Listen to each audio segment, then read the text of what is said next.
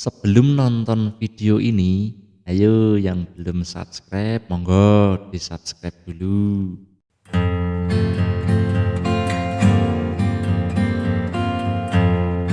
Oke, teman-teman, welcome back to my channel. Jadi hari ini saya akan melakukan kegiatan pengocoran ya teman-teman. Tapi sebelum itu, ini karena gulmanya sudah jubel, sudah memenuhi lubang tanam ya teman-teman. Jadi saya cabutin dulu, karena kalau tidak kita cabutin bahaya nanti. Percuma kalau kita melakukan pengocoran ya teman-teman, bisa dicuri semua nanti nutrisinya sama si rumput atau si gulma. Nah BTW ini sudah pengocoran kedua kalinya ini ya teman-teman. Kebetulan yang pertama kemarin juga saya buatkan kontennya, monggo disimak kalau yang belum tahu ya. Jadi ini sudah kita lakukan pengocoran yang kedua kalinya teman-teman. Jadi mohon diikuti apa saja pupuknya atau nutrisinya yang saya pakai di usia tanaman cabai ini kurang lebih 30 hari setelah tanam teman-teman. Yuk langsung saja cus, apa sih pupuk yang saya gunakan. Nah oke teman-teman, jadi ini dia pupuknya yang saya gunakan. Yang pertama ada humid acid teman-teman. Jadi seperti yang kemarin juga saya gunakan ini, karena ini lebih banyak kandungan organiknya teman-teman, artinya bisa membenahi tanah. Kemudian saya gunakan juga MAP, ini kombinasi 12% nitrogen dan 61% fosfat. Nah yang terakhir ini saya gunakan CPN teman-teman, sama seperti kemarin saya gunakan CPN juga, karena kandungannya ini 15% nitrogen, kemudian kaliumnya juga 15%. Ini saya jelaskan sedikit teman-teman. Seperti yang kita ketahui kan, kalau misalnya tanaman itu baru memasuki usia vegetatif, itu yang dibutuhkan jumlah fosfat yang lebih banyak dibandingkan unsur kalium ya teman-teman. Kemudian nitrogennya juga harus mengikuti. Nah jadi ini pas sekali kalau menurut saya kombinasi pupuk ini teman-teman, karena di dalam MAP itu ada 12% nitrogen, kemudian 61% fosfat teman-teman. Nah itu sangat tinggi sekali fosfatnya. Kemudian di CPN nya seimbang, nitrogen 15, kemudian kaliumnya 15. Kalau misalnya kita gabungkan, si nitrogennya sudah cukup itu untuk pertumbuhannya teman-teman. Artinya kalau misalnya 15 ditambah 12 itu sama dengan 27. Nah fosfatnya itu 61%.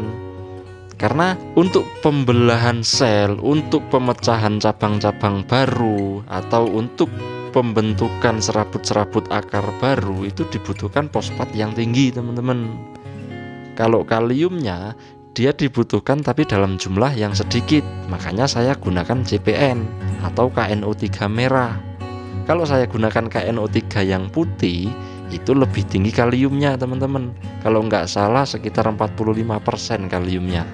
Nah jadi kalau misalnya kita masukkan yang kalium lebih tinggi, apalagi di usia cabai seperti ini teman-teman, ini masih 30 hari.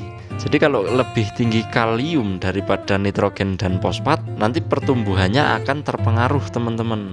Ibaratnya beginilah teman-teman, kita ibaratkan tanaman cabai ini seperti anak bayi teman-teman.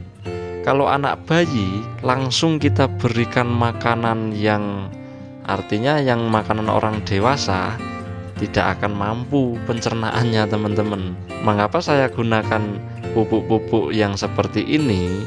Yang pertama, karena ini musimnya musim bisa dibilang tidak menentu, kadang hujan tapi setelah itu dibalas dengan panasnya yang minta ampun, makanya saya tidak mau mengambil resiko teman-teman.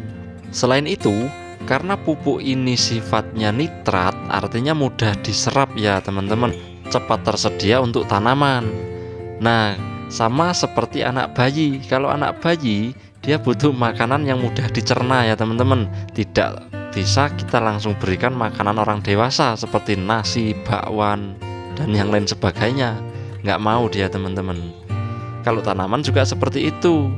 Apalagi ini musimnya banyak kemarau, takutnya nanti terbuang sia-sia akibat penguapan gitu teman-teman. Tapi bukan berarti saya tidak mau menggunakan pupuk seperti NPK 1616, SS, atau yang sejenis itu teman-teman. Sebenarnya kalau musimnya tidak musim seperti ini, saya pasti sudah menggunakan itu teman-teman.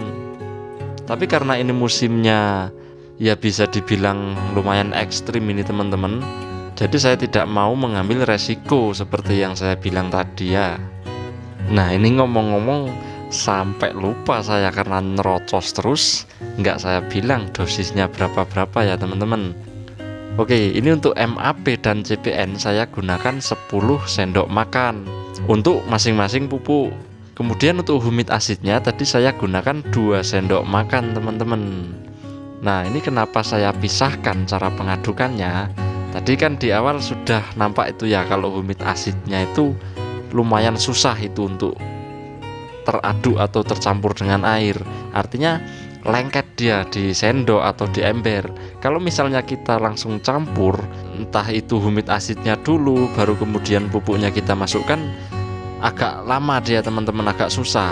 Makanya saya aduk seperti ini baru saya gabungkan jadi satu teman-teman. Kalau udah kayak gini kan udah gampang itu dia untuk homogen atau tercampurnya, biar semuanya larut sempurna ya teman-teman.